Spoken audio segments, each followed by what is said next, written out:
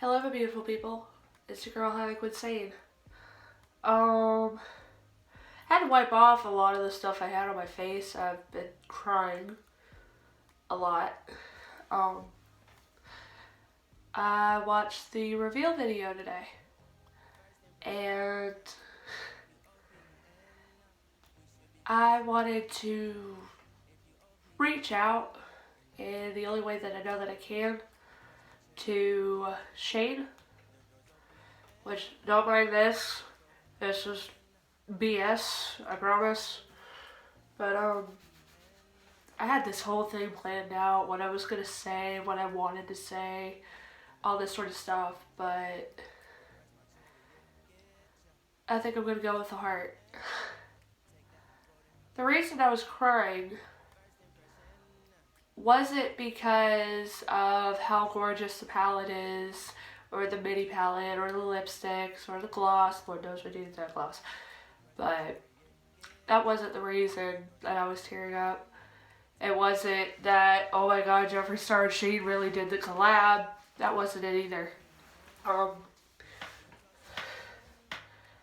reason I was crying, and if by any chance, Shane, you're watching, I highly doubt it, but if you are, I've been around on your channel for a very, very, very long time. I'm talking back to your OG channels.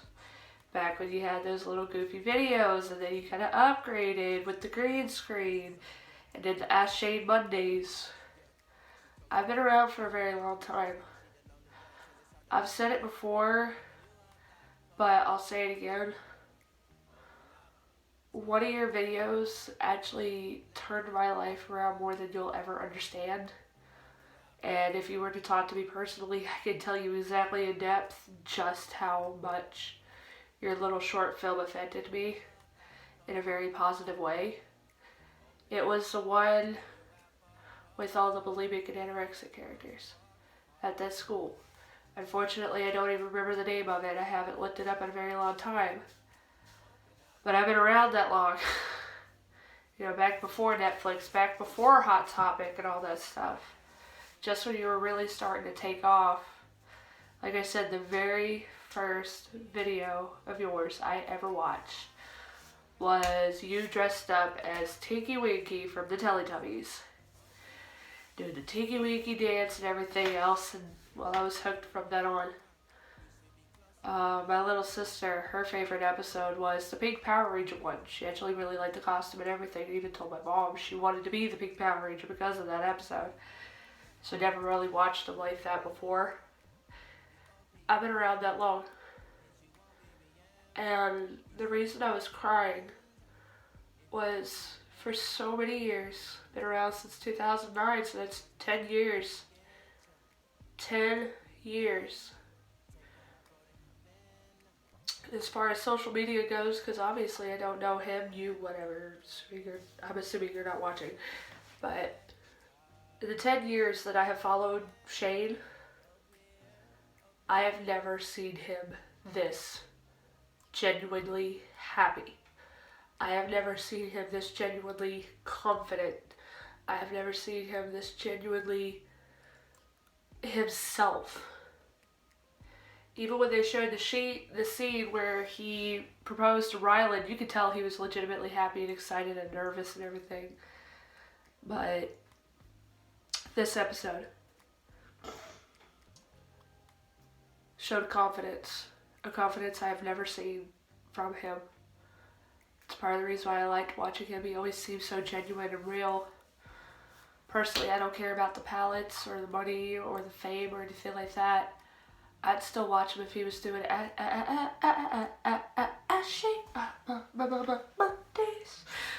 If he was still doing that, shit, I'd still be watching. I mean, those videos were some of my favorites.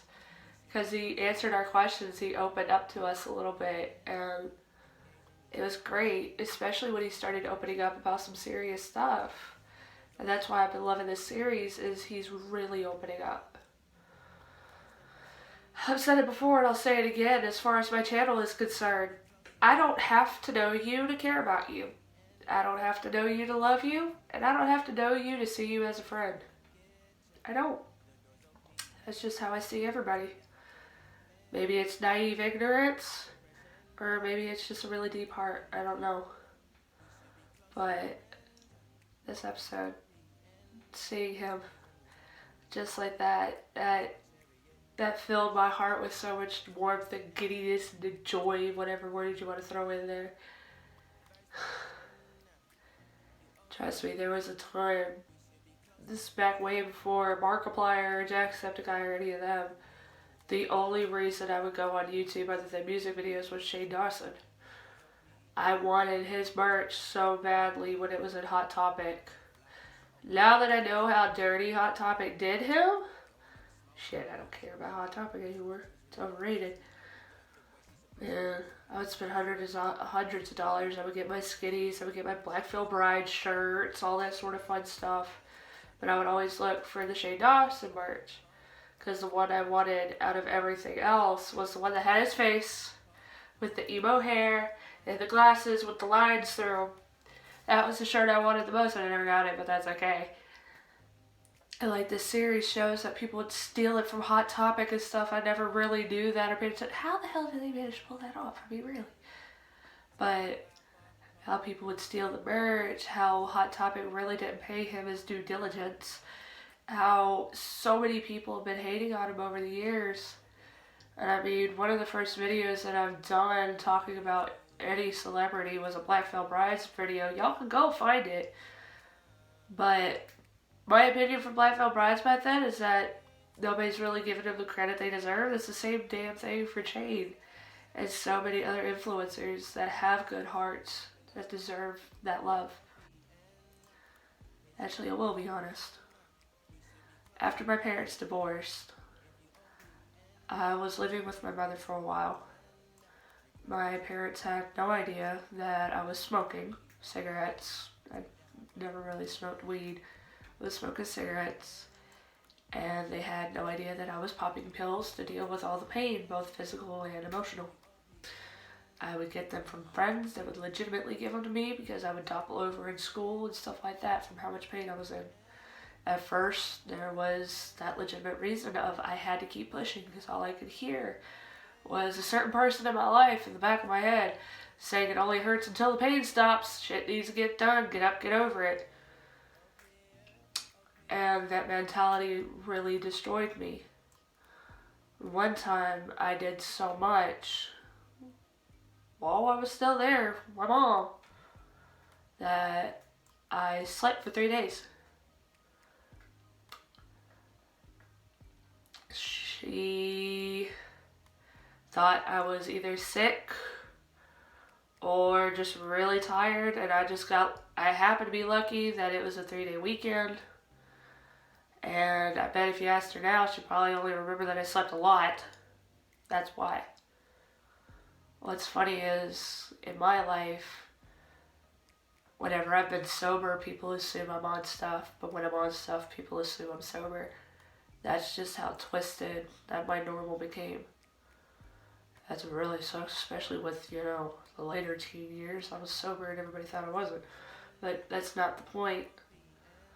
That video that I was talking about with the girl struggling with bulimia, with, God, what was her name? The blonde character he played with the ratchet eyebrows. That was the definition of a ratchet. Or that black-haired one that came out and introduced the girl to freaking bulimia in the first place. You can eat everything you want and just stick your fingers down your throat or get you a tool like this. And it was hilarious, but so real, because I understood that on a whole other level. Like, the only reason I was never bulimic ever in my life is because I legitimately hate throwing up. I would rather not eat than throw up. Okay? Like, the only time I've ever eaten healthily and on point and, as I was supposed to, taking, the 5 to 6 mini meals a day or whatever was when I was on Adderall. That was it. My metabolism went, but that's besides the point. That video it talked about a lot of dark stuff, and that's what a lot of people didn't like. That's when offended culture, that's what I'll start coining it as. So I haven't seen enough people call it that. But that's when offended culture really started to get its kick. where everybody felt attacked by every little thing, even if it had nothing to do with you. And I still remember how Shane talked about how that video was very personal to him, that it was almost therapeutic for him to make that little mini movie on YouTube. And he has no idea that that little video really helped me. Between that and my sister thinking that I was either sick or not okay, which she's autistic, so especially back then she didn't really articulate well. All she could really say is, "Sissy? Sissy okay? Sissy sick?" That was a wake-up call. Obviously I didn't quit smoking. But, which I'm trying. Yeah. Self-motivation is the most difficult thing in the world, but that's besides the point. But between her and watching that is what really helped me to get back to where I needed to be. It's just unfortunate luck for me that when I sobered up and got my shit together, that's when everybody thought I was on drugs. Go figure. Yeah. It's just, I'm just honestly so happy to see him smile like that. To see him glow from within like that.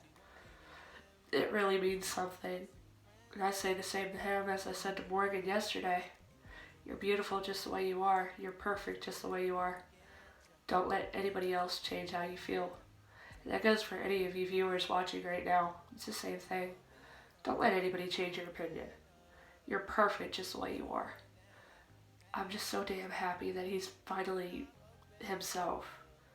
Like, this is the first time I've ever seen what I've perceived as Shane really be himself.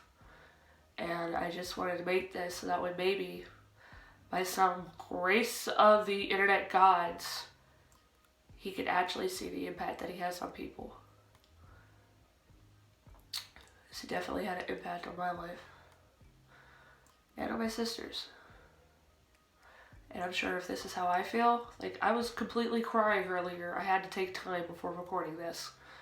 So if this is how I feel, I can only imagine so many other people that lives he's touched just by being himself and finally believing in himself. That confidence is such a beautiful thing to see.